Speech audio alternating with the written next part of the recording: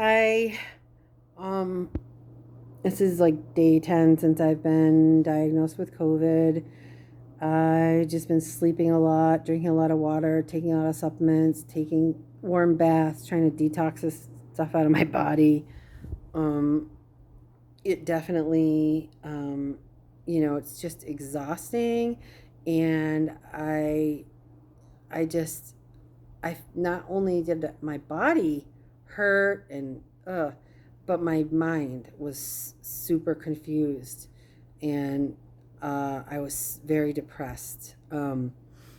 I still trying to figure out what I'm gonna do once I'm off this quarantine. Um, and so I did call and ask for help from like the local social worker type people because I do have to stay in Nevada until I have some appointments for disability I have to go to. I don't know anything about where they're going to be or anything, but trying to figure that out, how I'm going to survive here. Um, I don't know whether I'm going to keep renting the van that I'm renting, or I know I'm leaving this hotel. I can't afford this. Um, I am going to try to look at other vans because I do have a little bit of money, not a lot. So if I buy a van now, it's going to be another junky van, that's only going to last me a little while.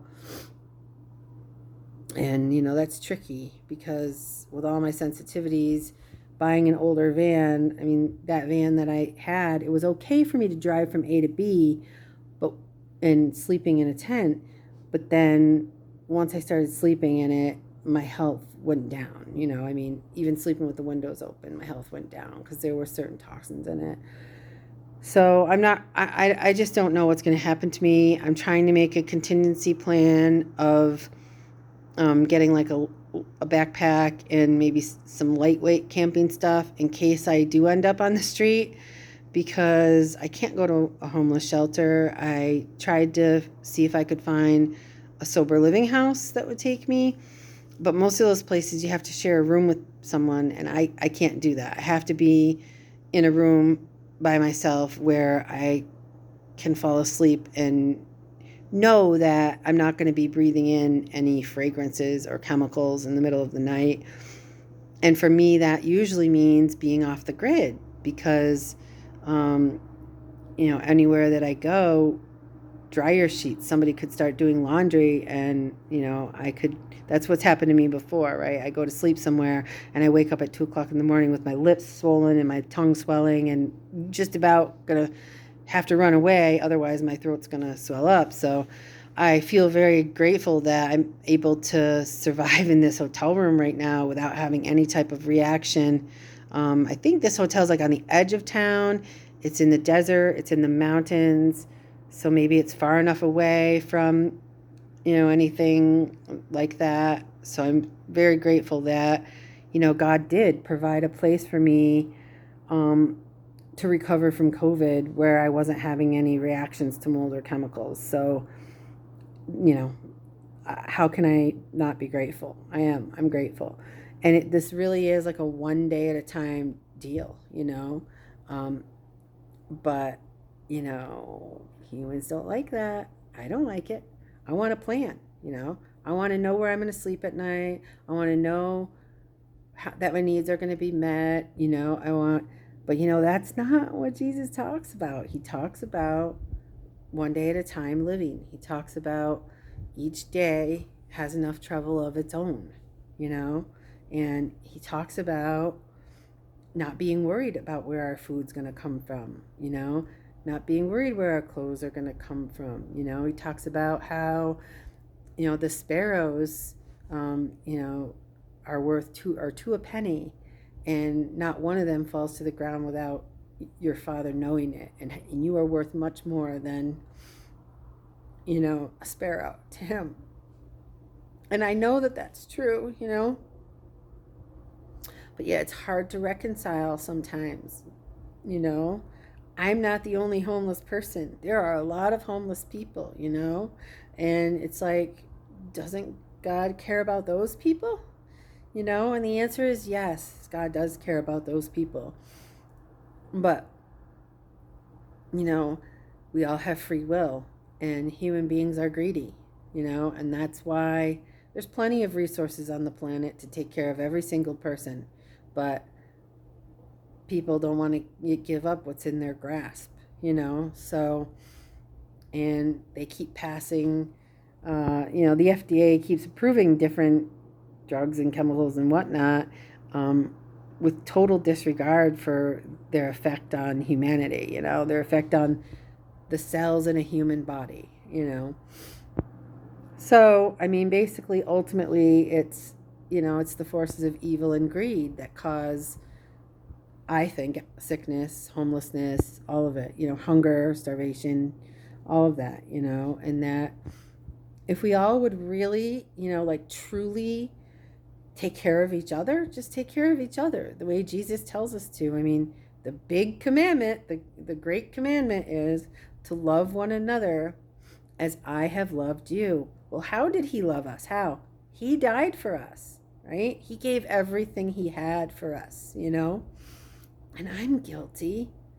I haven't done that in my lifetime, you know what I mean? Like, I stored up, I took care of, mine and myself, and I don't know. It's just sad, and I know that, with this V and everything going on, people are saying, and it feels like it. It feels like the world is kind of falling apart, and that, God really is, I feel, our only hope, and that we don't know from one day to the next what's going to happen.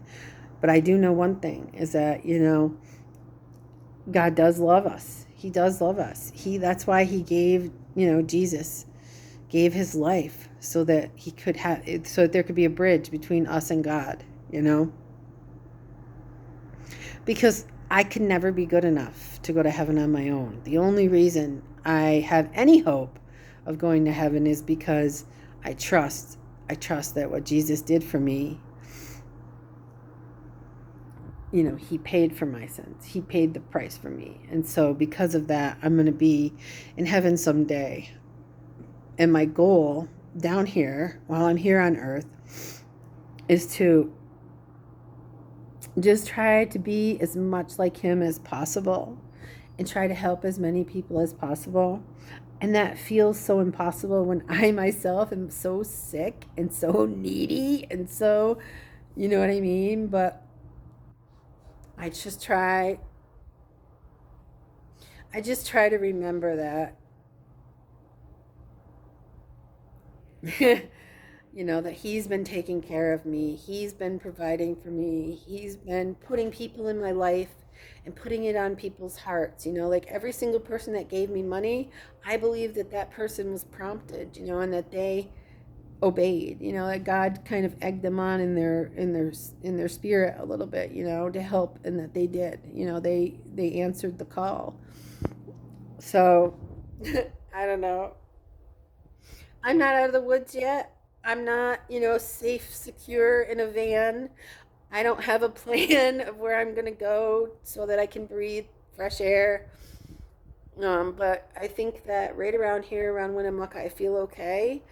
So my short-term plan is to start sleeping in the rented van that I have, and there are quite a few truck stops here, so I'll have a place to shower. There are some BLM places where I can camp for free around here. So I think that, when I leave this hotel, that's what my short-term plan will be, but I don't know. Hopefully, maybe one of those social workers will be able to find me a place where I can stay for a short period of time, I don't know.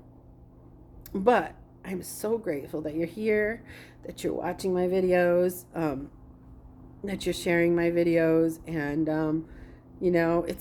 it is about raising awareness, but it's also about, I'm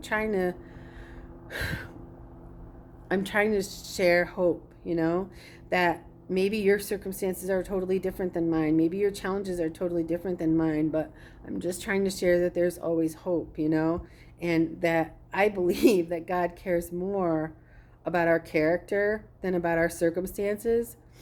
And I think that one of the reasons he's allowed me to suffer is because he's molding my character. He's taking character defects that I've had for probably my whole life, and kind of burning them out of me through suffering. I don't know if that makes any sense to you, but